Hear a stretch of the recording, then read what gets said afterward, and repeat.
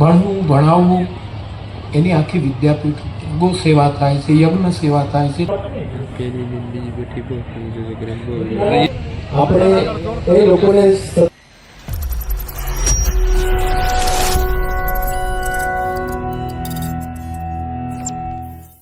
હાલો મિત્રો, જય માતાજી, જય શ્રી કૃષ્ણ, હર હર મહાદેવ. હિતેશ ટુરસન બ્લોકમાં બધાનું હાર્દિક સ્વાગત છે. મિત્રો, અત્યારે આપણે પહોંચી ગયા છીએ પ્રેમ મંદિર. તમે મારી પાછળ જોઈ શકો છો, પ્રેમ મંદિર આપણે પહોંચી ગયા છીએ અને તથાસ્તુ વિદ્યાપીઠે પણ આપણે આવ્યા છીએ અને ભવ્યથી અતિ ભવ્ય સમૂહ લગ્નનું આયોજન કરવામાં આવ્યું છે. ત્યાં આપણે નિહાળવાના છે. ચેનલમાં મિત્રો નવા હોય તો લાઇક, શેર અને સબસ્ક્રાઈબ કરી નાખજો. અને હા મિત્રો, કોમેન્ટમાં રાધે રાધે લખવાનું ન ભૂલતા. તો ચાલો મિત્રો, આપણે અંદર પહેલાં જઈએ અને અન્નકૂટના દર્શન કરીએ. જો મિત્રો, આ બાજુ છે મંકી મેન. જો તમે, આ છે મંકી મેન. જો એને મંકી મેં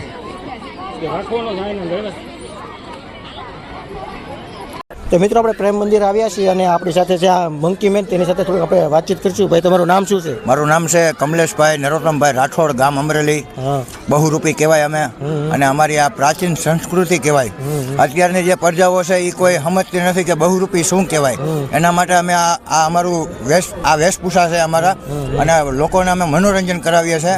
અને આ બહુરૂપી આને કહેવાય. ઘણા છોકરા અમને પૂછે કે બહુરૂપી એટલે શું કહેવાય. આ અમે બહુરૂપી છીએ અને અલગ અલગ આવી રીતના વેશભૂષા કરીએ છીએ અમે. અને તમારે કોઈને લગ્ન પ્રસંગમાં, કોઈને શુભ પ્રસંગ, લગ્ન પ્રસંગ હોય, તમારે મંકી મેનને બોલાવો હોય તો તમે નંબર તમારો જણાવી શકશો? મારો નંબર છે 82 382 06098. બીજો નંબર છે મારો 95 86 50 42 21. આ મોટાભાઈનો નંબર છે. જુનાગઢમાં ગમે જિલ્લામાં તમે તારે ગુજરાતની અંદર કંઈ પણ જગ્યાએ બોલાવશો તમે આવશું. એટલે શુભ પ્રસંગ હોય ગમે ત્યાં, શુભ પ્રસંગ હોય ગમે, બર્થડે પાર્ટી હોય, તમે બધેમાં જાવ છો ને? આ બધેમાં જાય છે. તો મિત્રો, આપણી સાથે મંકી મેન છે, તેની સાથે અવશ્ય કાલ આપણે નંબર આપેલા છે, એમાં કોન્ટેક્ટ કરજો. તો ચાલો મિત્રો, આપણે આગળની તરફ જઈએ અને હવે સમૂહ આપણે મિત્રો પહોંચી ગયા છીએ પ્રેમ મંદિરે. અને આ બધું તમે કાલે રંગોળી અધૂરી હતી ને, અત્યારે હું તમને બતાવું, પૂરી થઈ ગઈ છે. જો આ બાજુ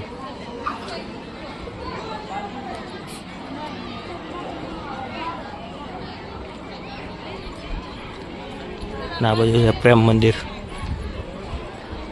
અત્યારે અન્નકૂટી છે, તેના દર્શન આપણે કરશું મિત્રો. જો આ છે પ્રેમ મંદિર.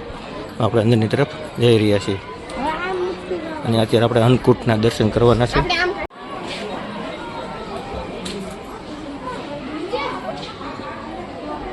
જો આપણે અંદર આવી ગયા છીએ પ્રેમ મંદિરમાં. તમે અન્નકૂટના દર્શન હમણાં કરાવો મિત્રો હું તમને. જો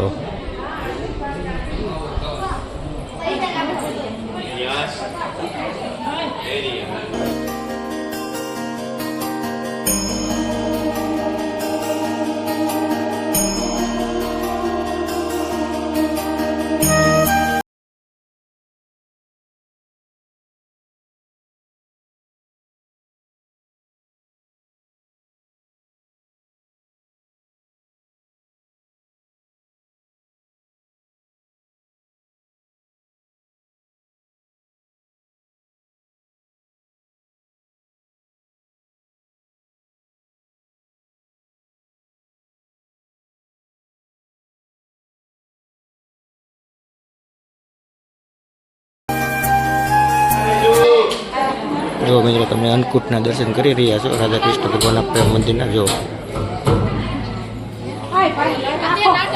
કોમેન્ટમાં બધા મિત્રો રાધે રાધે લખવાનું ન ભૂલતા મિત્રો.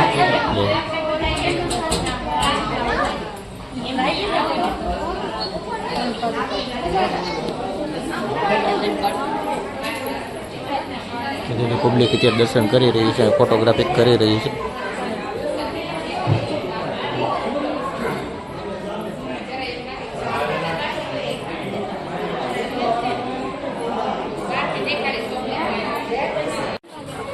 મિત્રો, આ સરસ મજાનો ગેટ છે અને આ ગેટથી આપણે ધીમે ધીમે અંદરની તરફ જઈ રહ્યા છીએ અને આ તરફ આપણે જવાનું છે સમૂહ લગ્ન તરફ જઈ રહ્યા છીએ.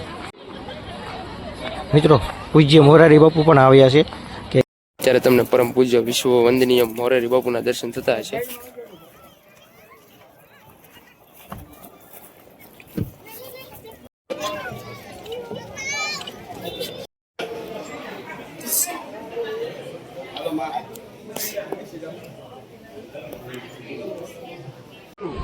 નૃત્ય કરે. આપણે મિત્રો પહોંચી ગયા છીએ. સામે તમે જોઈ શકો છો સમૂહ લગ્ન ચાલી રહ્યા છે. અને આ બધું પ્રવચન ચાલી રહ્યું છે મોરારી બાપુનું તે તમે નિહાળી શકો છો મિત્રો. યુવા સ્યાત સાધુ જો. યુવા જ્ઞાપક. હવે આપણે આગળની તરફ જઈશું અને હું તમને આગળની તરફ જઈને બતાવું.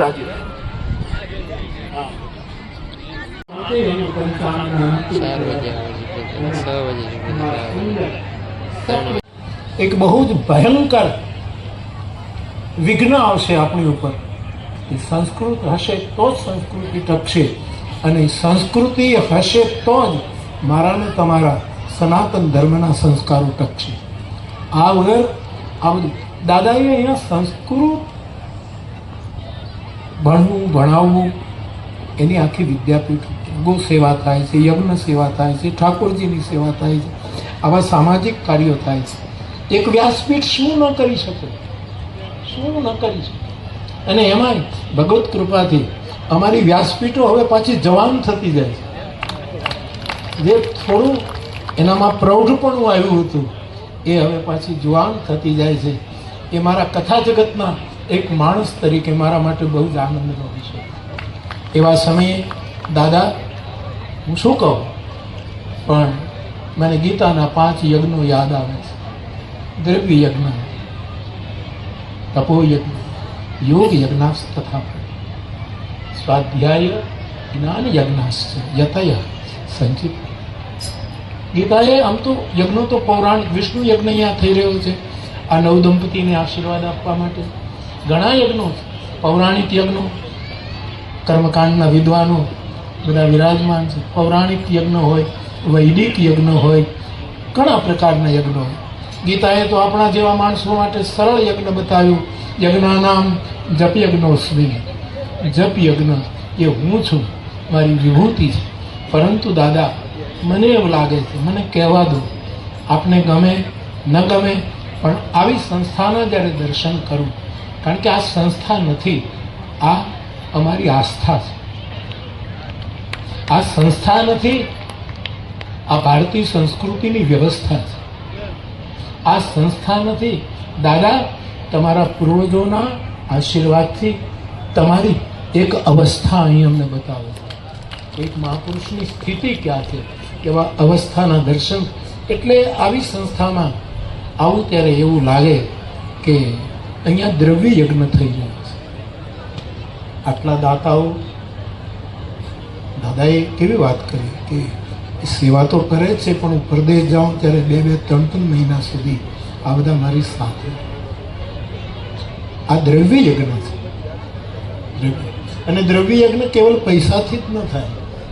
દ્રવ્ય યજ્ઞ એટલે જે સંસ્થામાં માણસ જાય અને એનું હૃદય દ્રવીભૂત થાય, એની આંખોમાં દ્રાવણ આવે, અશ્રુ સરે. સાચો દ્રવ્ય યજ્ઞ તો આ છે. દાદાની આંખમાં એના ખૂણા ભીંજાયેલા જોઉં, આ બધું જોઈને મેં મારી જાતને રોકી છે. મારા ખૂણા ભીંજાતા જતા હતા ઠાકોરજીના દર્શનમાં. મારા બધા જ પૂજ્ય ચરણોને જોઉં ત્યારે મને એમ હતું કે હું આજે કેટલો પ્રસન્ન છું. આજની મારી સંધ્યા કદાચ વિશેષ સંધ્યા, સંધ્યા કર્યા વગરની મારી સંધ્યા થઈ રહી છે. નહીંતર હું પણ સામવેદી સંધ્યા કરનારો એક જીવ છું. કારણ કે મને સામવેદની સંધ્યાની દીક્ષા પૂનાના એક સામવેદી બ્રાહ્મણ પાસેથી મને પ્રાપ્ત થઈ હતી. અને મારો પોતાનું સામવેદ છે. એટલા માટે હું પણ મને એમ લાગે છે કે આજે મારે સંધ્યા કરવાની જરૂર નથી. મારી સંધ્યા પૂરી થઈ ગઈ, ફરી રહી છે. કારણ વગર આપણા વિઘ્નો દૂર થવા માંડે, આપણા સ્પીડ બ્રેકરો કોઈ હટાવી દે અને આપણે ફીલ કરતાં કરતાં આગળ વધીએ ત્યારે સમજવાનું તો આ સ્થાન. હજુ કાર્યક્રમ આપણો બાકી છે, બધાના સન્માન કરવાના છે. બધા જ મહાનુભાવો સંતો મહંતોને વિનંતી હૃદયમાં રહેવાની છે. એટલે બધાને ફરી વિનંતી છે, આપણે કોઈ ઊભું નથી રહેવાનું, આપણે બધાને પણ રહેવાનું છે. કારણ કે હજુ આપણે એ લોકોને સત્કારવાના છે, એ લોકોને સન્માન આપવાનું છે જેના થકી આ સઘળા કાર્યો થતા હોય છે, જેના થકી આ બધી વસ્તુઓ થતી હોય છે. સંતો મહંતો મહાપુરુષોની જેની હાજરી છે ત્યારે ટૂંક જ સમયની અંદર આપણે એ સન્માનનો કાર્યક્રમ અને રાધે રાધે પરિવારનું આ આંગણું તથાસ્તુ વિદ્યાપીઠનું આંગણું અને આ જેટલા પણ પુરુષો તમે અહીંયાથી જોઈ શકો છો, તમારા નયન સુખ પામી શકો છો, એ બધાને સાથે એક જ મંચ ઉપર કદાચ એકના પણ દર્શન થાય ને તો પણ ધન્યતા અનુભવાય છે. પણ આ સહિયારા નયન સુખ જ્યારે આપણને મળ્યા છે ત્યારે એક વાત આ સૌને જોઈને યાદ આવે છે. જ્યારે દ્રૌપદીનો સ્વયંવર થતો હતો, આ ક્યાંક વાંચેલું કે ત્યારે અર્જુનની જ્યારે વારી આવી ત્યારે બધાનું ધ્યાન અર્જુન ઉપર હતું કે અર્જુન કઈ રીતે કરશે. અર્જુનના મનની અંદર પૂરો વિશ્વાસ પણ ક્યાંક ને ક્યાંક શંકા કે જો નહીં થાય તો આટલા બધા રાજાઓ છે, આટલા બધા લોકો છે, આ બધાની વચ્ચે હું કેમ કરીશ. ત્યારે અંતર ધ્યાન માટે જેઓએ સહકાર પણ આપ્યો છે એ બધા જ મહાનુભાવોને, બધા જ સેવકોને આપણે અહીંયાથી સત્કારવા મારા સન્માન કરવામાં આવી રહ્યું છે. જોઈ શકો છો મિત્રો તમે જિજ્ઞેશ દાદા બધાનું સન્માન કરી રહ્યા શ્રી કેતુલભાઈ પટેલ વૃદ્ધાશ્રમ માટે 1 વીઘા જમીન દાનમાં આપી પરમ પૂજ્ય દાદાશ્રી શિકાગો મુકાબે થયેલી કથા એમના સહયોગી યજમાન હતા. તેમજ જે પૂજ્ય દાદાનો ઉતારો છે એમના પણ એ દાતાશ્રી છે. એકવાર જબરદસ્ત તાલીઓ શ્રી કેતુલભાઈ પટેલ માટે. તેમજ આગળના ક્રમે શ્રી કૌશિકભાઈ પટેલ. સર્વે મહાનુભાવોને વિનંતી છે કે આપ આવશો અને પોતાનું સન્માન સ્વીકારશો. શ્રી કૌશિકભાઈ પટેલ. આપણે એમ કહું છું કે ભાગીને લગ્ન કરો એના કરતા જાગીને લગ્ન કરજો.